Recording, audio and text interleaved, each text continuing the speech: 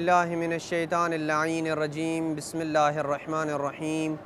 وصلی اللہ علی محمد وآل بیتہ الطیبین الطاہرین المعصومین۔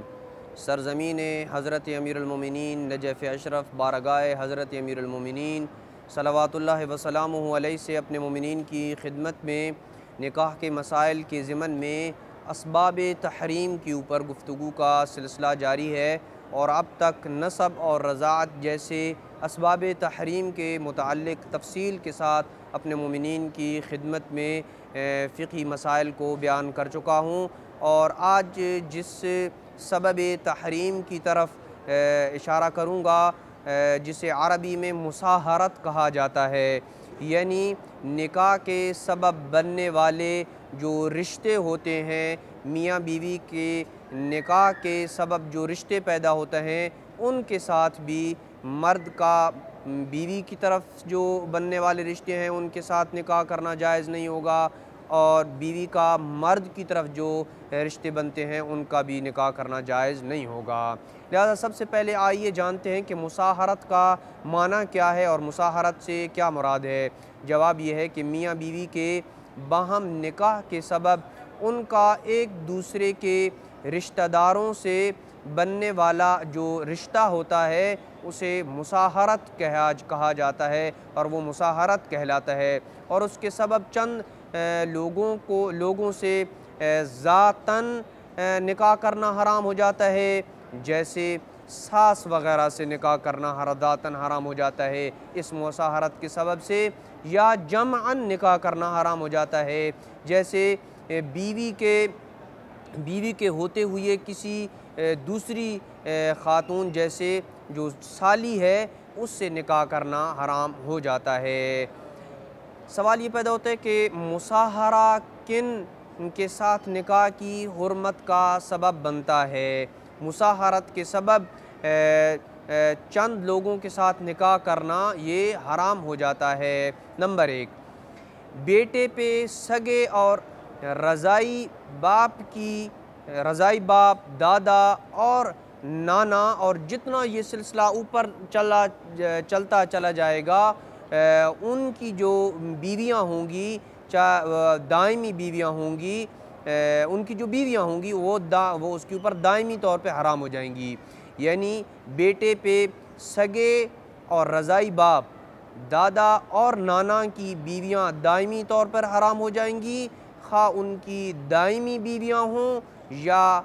عقد منقطع کی صورت میں باپ، دادا یا نانا کی بیویاں ہوں، وہ بیٹے کے اوپر حرام ہوں گی، خواہ باپ، دادا یا نانا ان کے ساتھ دخول کریں یا دخول نہ کریں، ہر صورت میں وہ بیٹے، پوتے یا نواسے پہ ہمیشہ کے لیے حرام ہو جائیں گی۔ نمبر 2، سگے اور رضائی باپ، دادا اور نانا پہ پوتے اور نواسے، اور جتنا یہ سلسلہ نیچے چلتا چلا جائے گا، ان کی دائمی اور انقطاعی ہر دو طرح کی جو بیویاں ہیں وہ حرام ہو جائیں گی، خواہ وہ بیٹا، پوتا یا نواسہ ان کے ساتھ دخول کرے یا نہ کرے، ہمیشہ کے لیے حرام ہو جائیں گی۔ نمبر 3، شوہر پہ اس کی ہر عمر کی بیوی، چاہے وہ چھوٹی ہو یا بڑی ہو، دائمی اور انقطاعی بیوی، خود اس کے ساتھ اس نے دخول کیا ہو یا نہ کیا ہو، اس کی سگی اور رضائی مائیں، نانیاں اور دادیاں، اور جتنا اوپر سلسلہ چلتا چلا جائے گا، ہمیشہ کے لیے شوہر پہ حرام ہو جاتی ہیں۔ نمبر 4، جس بیوی کے ساتھ دخول کیا ہو اس کی بیٹیاں، پوتیاں اور نواسیاں، اور جتنا یہ سلسلہ نیچے چلتا چلا جائے گا، شوہر پہ حرام ہو جاتی ہیں، لیکن بیوی کی کسی اور شوہر سے پیدا ہونے والی بیٹی، اس کے حالیہ شوہر کے کسی اور بیوی سے پیدا ہونے والے بیٹے اور حالیہ شوہر کے باپ پہ حرام نہیں ہوتی ہے۔ اسی طرح جس بیوی کے ساتھ دخول نہیں کیا ہے کسی مرد نے، اس کی اور شوہر سے پیدا ہونے والی بیٹی کے ساتھ ذاتاً تو نکاح حرام نہیں ہوگا، لیکن بنا بر احتیاط واجب جب تک اس کی جب تک اس لڑکی کی ماں اس شخص کے نکاح میں ہے، اس لڑکی کے ساتھ جمعاً یعنی ماں بیٹی ایک ہی وقت میں ایک شخص کی بیوی ہو، نکاح کرنا جائز نہیں رہے گا۔ یعنی اگر اس لڑکی کی ماں موت، طلاق یا ایسے ہی کسی سبب سے اس شخص کے نکاح سے نکل جائے تو پھر اس بیٹی کے ساتھ جو ہے وہ نکاح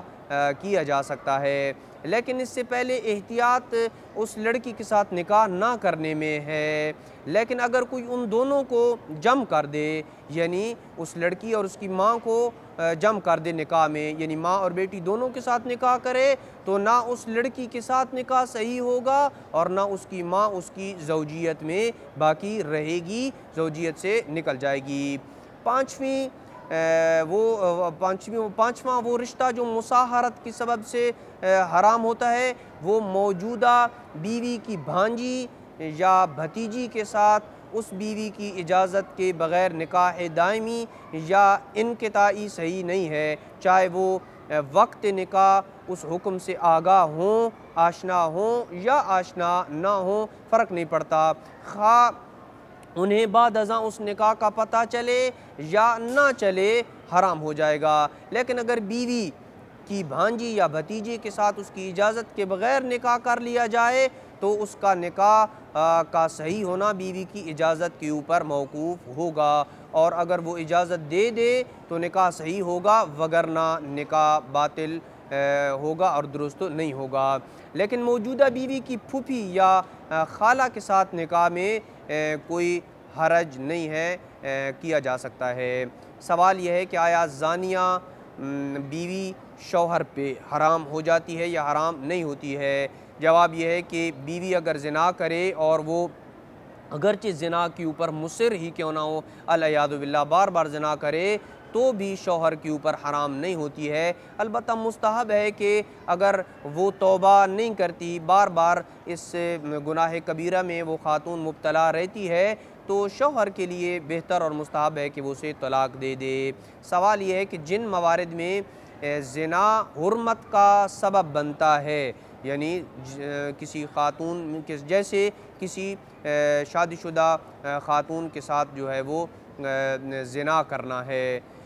تو جن موارد میں زنا حرمت کا سبب بنتا ہے، آیا ان میں فقط استمتاعات یا وطیب شبہ سے بھی حرمت لازم آتی ہے یا فقط زنا سے ہی حرمت لازم آئے گی؟ ایسے موارد میں وطیب شبہ، بوس و کنار، خاتون کو چھونا، شہوت کے ساتھ دیکھنا حرمت کا سبب نہیں بنتا ہے۔ پس اگر